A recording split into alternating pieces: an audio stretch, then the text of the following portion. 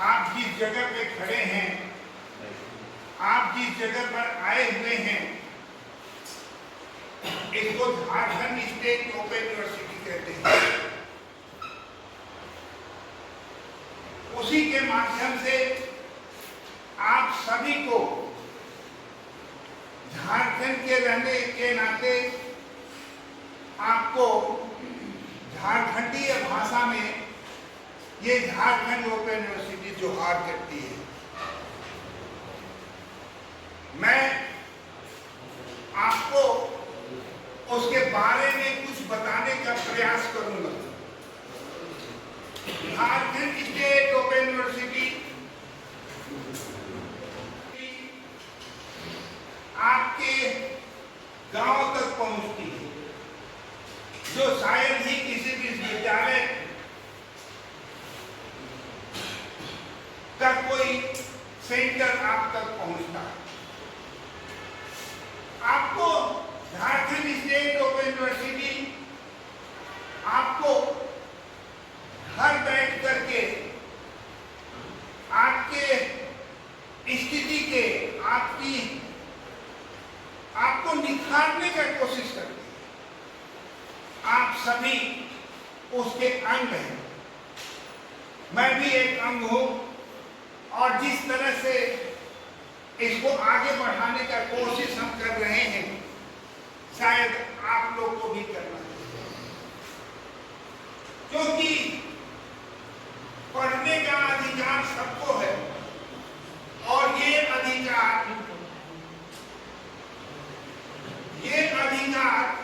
शायद Jharkhand state open university आपको प्रदान। मैं अपने माध्यम से आपको ये बताने का प्रयास कर रहा हूं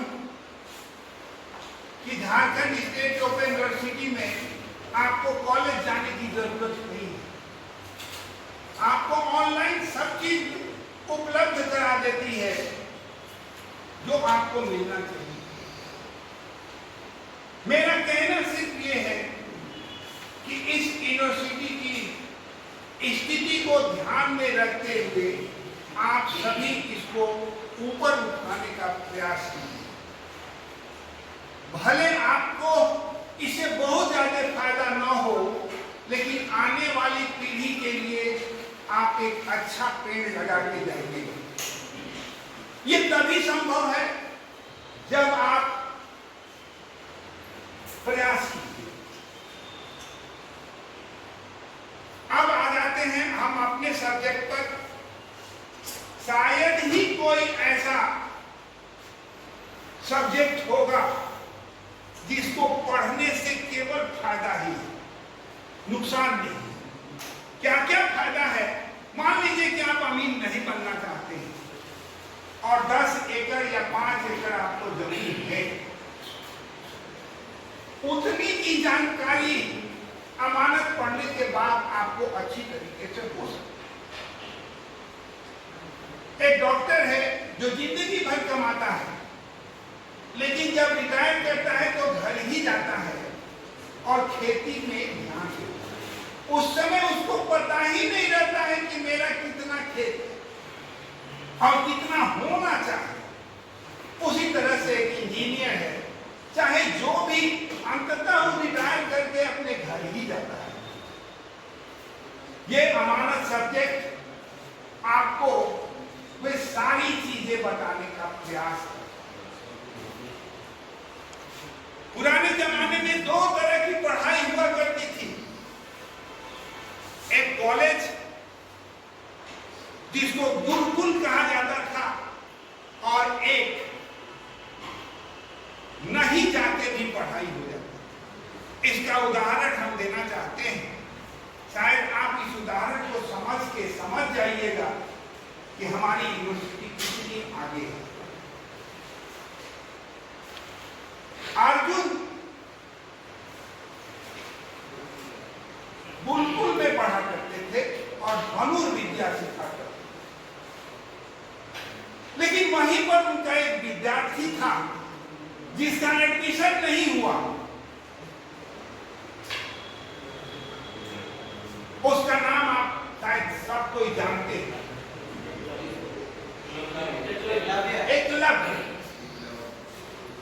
एकलव्य को भी शिक्षा मिली और अर्जुन को भी शिक्षा मिली।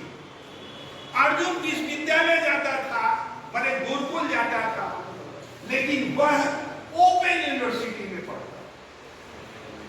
कौन? एकलव्य। क्योंकि उसके पास ना कुछ भी साधन नहीं था, या गरीब था, या जो,